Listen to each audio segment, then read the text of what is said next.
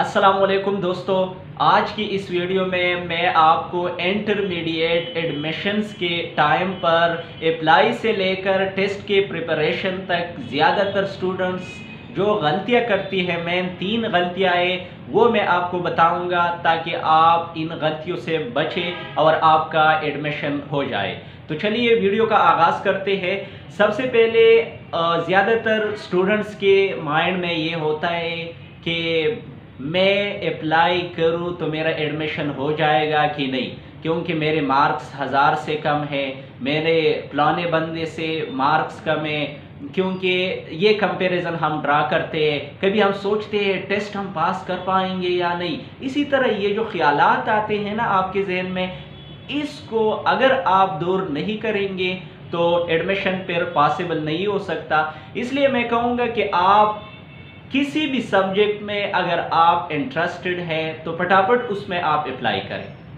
ये आप ना देखें कि वेट करें कि दूसरे किसी मेडिकल फील्ड में अगर जा रहे हैं या इंजीनियरिंग में जा रहे हैं या कंप्यूटर में जा रहे हैं तो मैं भी उन्हीं में जाऊँ, क्योंकि लेकिन दूसरी साइड पे सोचते हैं कि मेरा मेरिट कम है। तो आप अपनी चॉइस पे सोचें, अगर आप आर्ट्स में इंटरेस्टेड हैं तो उसमें जाएं। और इसमें इवन आप अपने पेरेंट्स का भी ना सुने, क्योंकि मैं कहूँगा कि ये सब्जेक्ट आपने पढ़ना है, ये आपके पेरेंट्स ने थोड़ी पढ़ना है। जब आप अपनी मर्जी से सब्जेक्ट सेलेक्ट कर लेते हो तो एक तो प्लस पॉइंट ये होता है कि उसमें आपका इंटरेस्ट है, इसलिए आप टेस्ट भी इजी हो जाता है। और दूसरा ये कि आगे जो हायर एजुकेशन है, आपने फिर यूनिवर्सिटी में आना है, वो भी आपके लिए इजी हो सकता है। तो इसके अलावा जो दूसरी गलती ज़्यादातर स्टूडेंट्स करते हैं वो ये है कि कहते हैं कि हम कौन से 9th और 10th की बुक से प्रिपरेशन करें। मुझे बहुत सारे स्टूडेंट्स ने टेक्स्ट किए थे इंस्टाग्राम पर कि हम 9th और 10th की बुक पढ़ ले तो हमारा टेस्ट क्लियर होगा।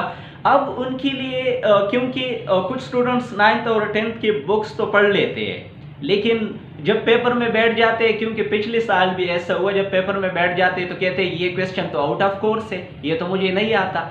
तो मैं कहता हूँ 9th और 10th की बुक्स भी पढ़ें और उसके साथ साथ आप अपने माइंड को ऐसा प्रिपेयर करें कि आप कोई भी क्वेश्चन किसी एंगल से, अगर कोई क्वेश्चन उन्होंने चेंज किया है तो उसको भी आप कर सके। जैसे कि पिछले साल उर्दू के पेपर में किसी शायर का एक शेर आया था और स्टूडेंट्स बहुत परेशान हो गए थे कि उस शेर के हवाले से तो हमें कुछ आइडिया नहीं था। तो अगर आप हर चीज़ को, यानी शायर को किसी भी आपके 9th बुक में 10th बुक में वो जनरल आप सबको अपने माइंड पे रखें कि एक शेर अगर आ जाए और उस पर मैंने ऐसे लिखना है, वो कैसे करना है। इसके अलावा ज़्यादातर जब इंग्लिश और उर्दू के पेपर में आपने एक ऐसे भी लिखना होता है, और स्टूडेंट गलती क्या करते हैं, गलती ये करते हैं कि वो ऐसे कुछ ख़ास टॉपिक्स याद कर लेते हैं कि शायद इसी में से इन्हीं में से कोई टॉपिक आएगा और हम उसको इजीली कर लेंगे।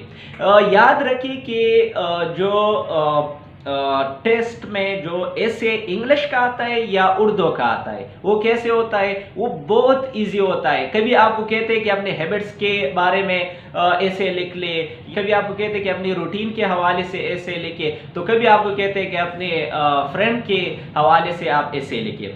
अब जब स्टूडेंट्स आते हैं तो वो उनके माइंड में तो स्पेसिफिक टॉपिक्स होते हैं, लेकिन ये इजी टॉपिक नहीं कर पाते। इसके लिए ज़रूरी ये है कि आप ऐसे के स्ट्रक्चर पर फोकस करें और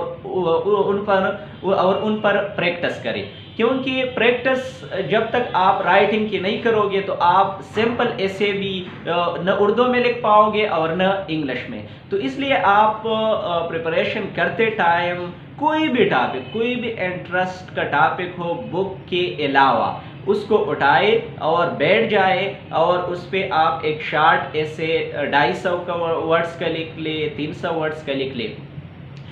इस के बारे में मैंने चैनल पर उर्दू ऐसे और इंग्लिश ऐसे दोनों के बारे में मैंने वीडियोस अपलोड की है। अगर वो आप देख लेंगे तो आपको बहुत ज़्यादा हेल्प मिल जाएगी।